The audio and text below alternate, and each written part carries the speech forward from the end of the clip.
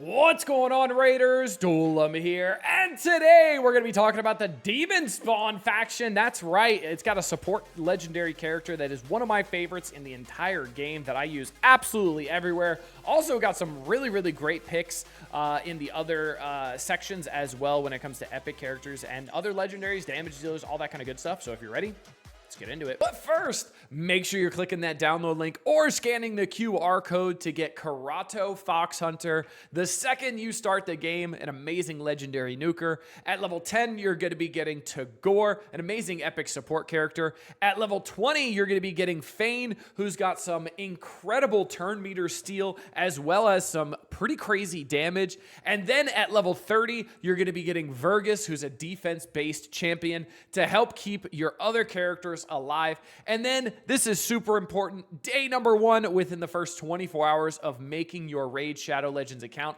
type in promo code Monkey King to get Sun Wukong, one of the best free legendaries they have ever given. And if you're on iOS, make sure you're clicking a different link in the description to type in any promo code. All right, going over to Demon Spawn. Here we go. Let's start off with Allure, because she's number 1 here in the epics. She's absolutely nuts. She is such a good epic character. It is kind of insane. The A1 alone, Psychic Whip, attacks 3 enemies at random, decreases the target's turn meter by 25% on each critical hit. Absolutely nuts. Very good in Fire Knight. Not Fire Knight hard, obviously, but very good early in Fire Knight.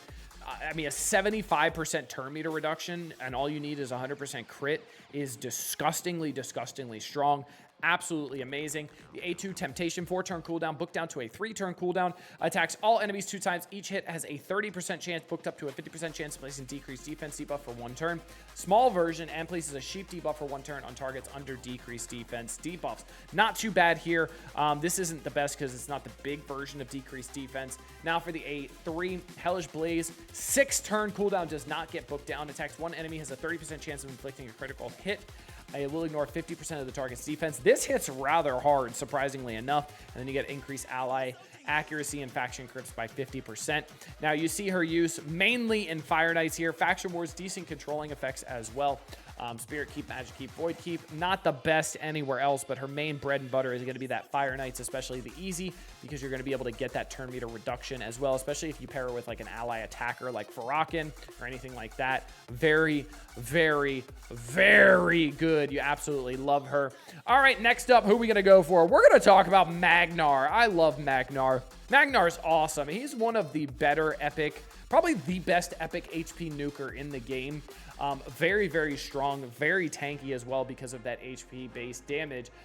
Superheated Hammer attacks 1 enemy, has a 45% chance, booked up to a 65% chance of placing big version of defense, decreased defense for 2 turns, has a 100% chance instead if the target is under an HP burn debuff. So a good pairing with Supreme Gaelic, good pairing with Artak, good pairing with Geomancer as well. Nothing wrong with that. A2 Percussive Pound, 4-turn cooldown, booked down to a 3-turn cooldown, attacks all enemies, places an extra hit on enemies without HP burn debuffs, has a 50% chance of placing a stun debuff for 1 turn on enemies under HP burn debuffs. Now that is pretty insane, so it's good either or. You're getting that extra hit if they don't have HP burn, but you also have a 50% chance of getting a stun debuff for anybody who's under an HP burn. That's an AoE, which is really nice. That's a 55% chance with Sniper. That's very strong.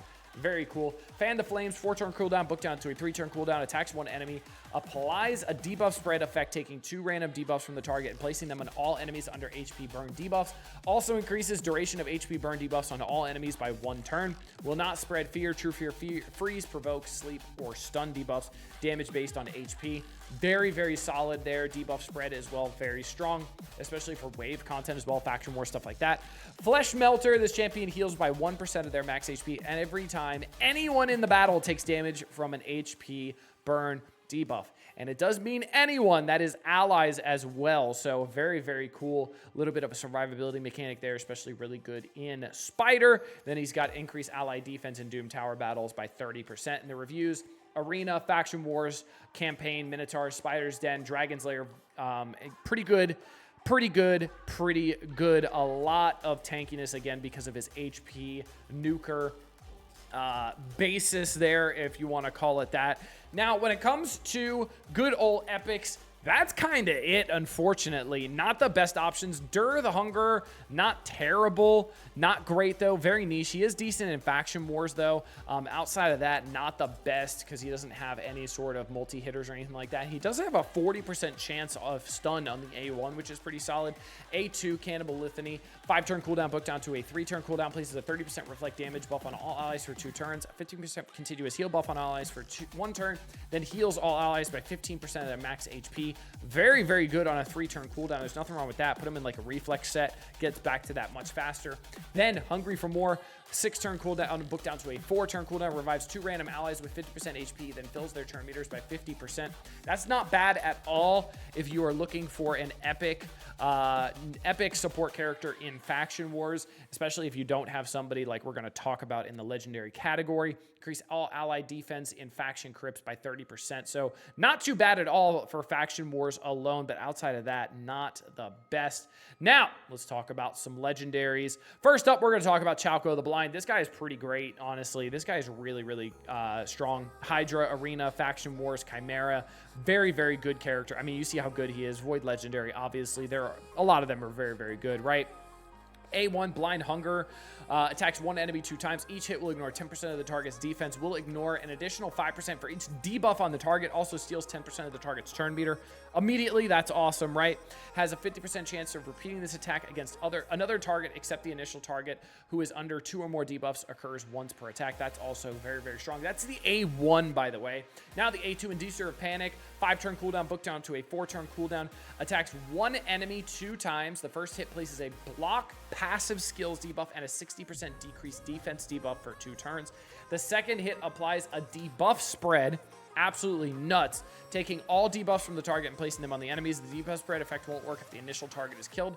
Grants an extra turn if this attack kills an enemy. So essentially, you don't get the debuff spread if you kill them, but guess what? At least you get an extra turn. So if you do a little whoopsie and you don't get to spread, then at least you get an extra turn. So that's kind of a nice consolation prize, right?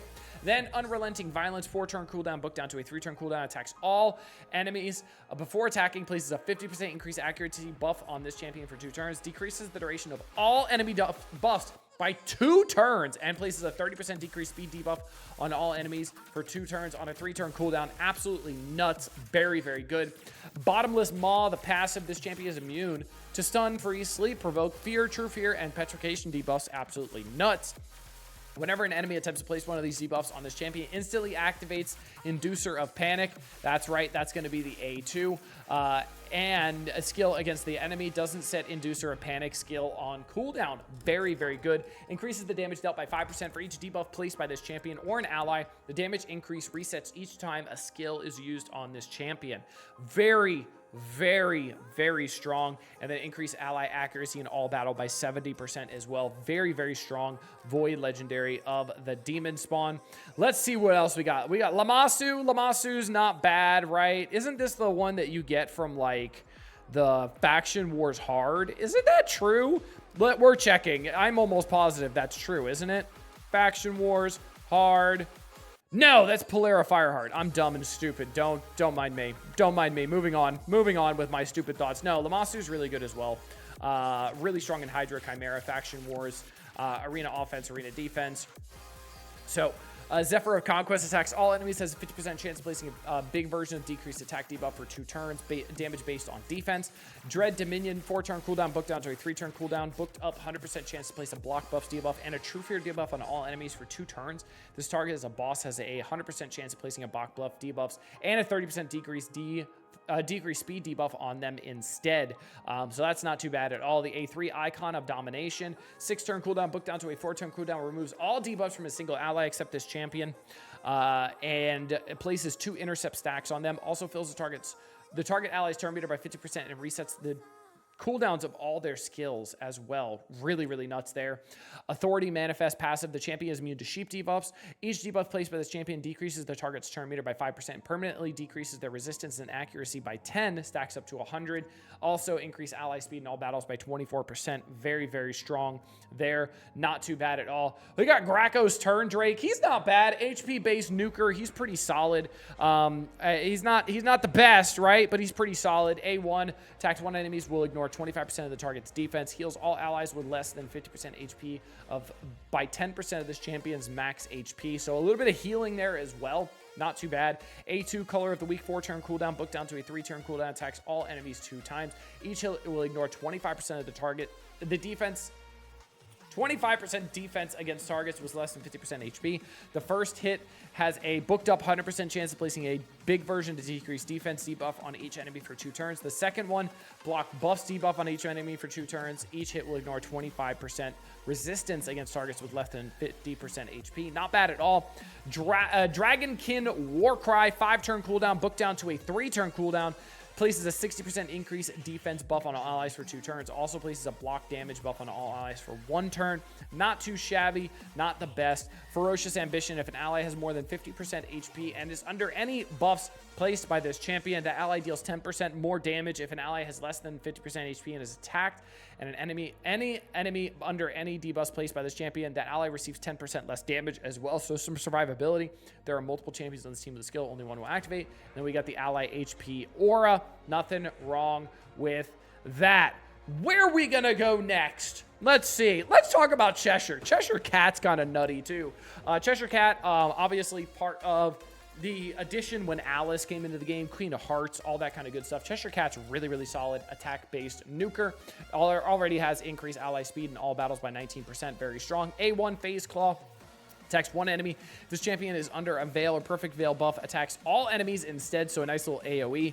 Places a Perfect Veil buff on this champion for 1 turn. Very, very good. The damage is also based on attack and speed, which is very, very cool. Feline Frenzy, 4-turn cooldown, book down to a 3-turn cooldown. Attacks one enemy 3 times. Each hit will decrease the enemy's speed by 1%.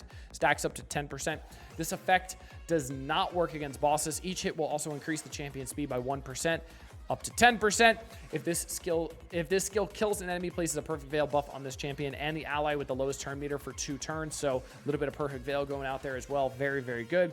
Grinning Helix, 6-turn cooldown, booked down to a 4-turn cooldown. Attacks all enemies before attacking, places a Perfect Veil buff and an increased attack buff on this champion for 2 turns. Grants an extra turn if this attack kills an enemy.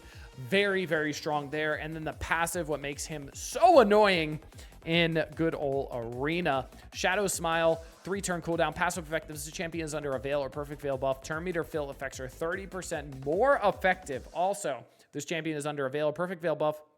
This champion's attacks will ignore 15% of the target's defense and inflict 15% more damage. Now, the active effect is what I'm talking about. Whenever this champion is about to receive a hit that would drop their HP below 20%, blocks the incoming damage and places a block damage and Perfect Veil buff on this champion for 1 turn, which is very, very strong. And then getting to use that A3, potentially getting a kill, gets that extra turn, goes into the A2, kills somebody else. Very, very strong. Very good in Hydra as well. Arena Offense, Faction Wars, Campaign, Minotaur, Spider. Very good everywhere. This guy is very, very strong. If you have him, congratulations. You got a great pull. Next up, we're going to talk about Volcanos Fumor. I always almost call him Fumar, which is to smoke in Spanish, like the verbs to smoke, which he is hot, so I guess that makes sense, right? A1 Molten Blade attacks one enemy each time the skill is used. Permanently increases the damage inflicted by this skill by 10%, so great in long battles. Stacks up to 100%.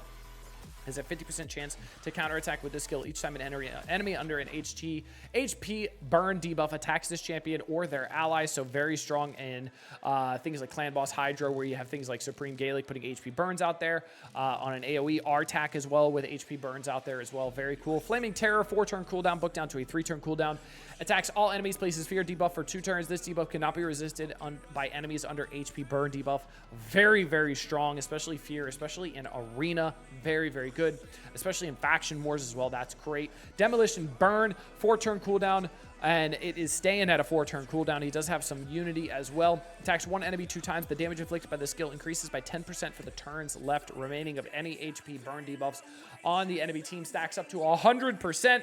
Damage is based on defense. The faction unity is going to be 1 damage received by this champion is decreased by 50% while this skill is not on cooldown.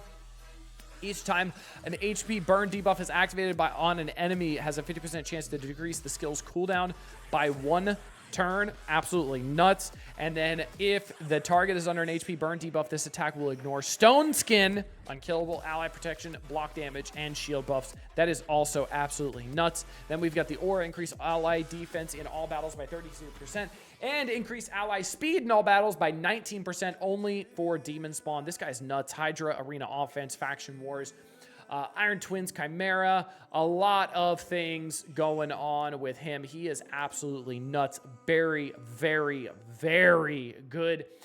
Next up, we're going to talk about my absolute favorite character in the game, Duchess Lilitu. When I pulled Duchess, I had no idea how lucky I was going to be, but boy, oh boy, she has turned into a staple of my account. I use her absolutely everywhere. A1, Abyssal Invocation, attacks one enemy 2 times and places a shield buff equal to 10% of the champion's max HP for 2 turns on this champion and the ally with the lowest HP. Nothing wrong with that. A2, Shroud of Souls, 5-turn cooldown, book down to a 4-turn cooldown, places a block debuffs buff and a 50% increased attack buff on all allies for 2 turns. Places a perfect veil buff on all allies except this champion for 2 turns. Very, very good there. Perfect veil, absolutely nuts. A3, Spectral Rebirth, 6-turn cooldown, book down to a 4-turn cooldown, revives all dead allies with 70% HP. Places a veil buff on all allies except this champion for 1 turn. Places a continuous heal buff on all allies for 2 turns. Very, very strong there. Already coming back with 70% HP as well, is very good. Ethereal Ways decreases the damage taken by all allies from AoE attacks by 25%, 15% from bosses. So pretty insane there, and that stacks with Perfect Veil as well, which is really, really nuts. And then we've got the ally speed in all battles by 19%. Arena defense, Hydra, Faction Wars, Chimera, Demon Lord. Like, she is nuts absolutely everywhere. When I pulled her, I had no idea how good she was going to be. And man, oh man, she is the gift that just keeps on giving. And last but absolutely not least, we're going to talk about this flaming guy, Hefrak. This guy is a pain in the ass, isn't he? Man, oh man, every time you see Hefrak, you got to play around him. So the A1 Hefrak's Grin attacks 1 enemy, places an extra hit if this attack is critical. So essentially, it's a double hitter on the A1. Very, very strong. A2 Hefrak Scorn, 4-turn cooldown, book down to a 3-turn cooldown. Attacks all enemies, places an extra hit on targets with less than 50% HP after the first hit. Each hit will ignore 15% of the target's defense. Very, very strong there. The A3 Megalomania. I'm shocked I pronounced that correctly on the first attempt. 6-turn cooldown, book down to a 4-turn cooldown. Places a 50% increase attack buff and a 30% increase crit rate buff on this champion for 3 turns. Then grants an extra turn. Very, very strong, especially if you're using him in Arena. You don't necessarily all the time need 100% crit rate on him, right? But we're probably going to have 100% crit rate on him. We absolutely are. Prince of Pride, passive, 5-turn cooldown, book down to a 4-turn cooldown. Whenever an ally is killed by an enemy, instantly activates Hefrak Scorn, which is going to be the A2. Will not put the skill on cooldown. That is absolutely insane. So whenever an ally is killed, anytime, and it does not put the skill on cooldown, this is gonna go, right? That is absolutely nuts. Now, it is on a 4-turn cooldown, but what people do is put them on arena defense with like an uncommon, just throw them in there, let the uncommon die, then guess what? The passive throws out the Hefrak Scorn and does massive damage. Then Hefrak's turn also does massive damage. He is insanely, insanely good. Arena offense, arena defense, faction wars, campaign, minotaurs. Kind of meh everywhere else, but really, really good in PvP aspects. Don't look at this. Never look at this. Do not put offense and then crit rate and then critical rate set on him. Absolutely not. Make sure you go to Hell Hades for correct builds. But this guy is absolutely nuts. A must-have, especially if you're doing things in live arena. He is a butt pucker the second somebody picks him. Very, very good. But yeah, that's going to be my picks for Demon Spawn. Let me know if I'm missing anybody. Obviously, I could have talked about Prince Kaimar as well. He's not terrible. Could have talked about Drexstar as well. Can Drafon. He's not the worst. He's not the best, though. He's kind of niche, but he's pretty good as well. So let me know what you guys think down in the comment section while you're down there. Make sure you click at the download link to get started in Raid Shadow Legends the best way possible, whether it's a new account or it's a second, third, fourth, seventh account. That's right. I know people who have 7 accounts. They're insane. But if you want to start a new account, the best way to do it is right now. Make sure you are doing that. Get Michelangelo before he is gone probably for good. October 30th is going to be the last time you're able to get him. Make sure you're doing that. Until next time, this has been Duelim. Later, Raiders.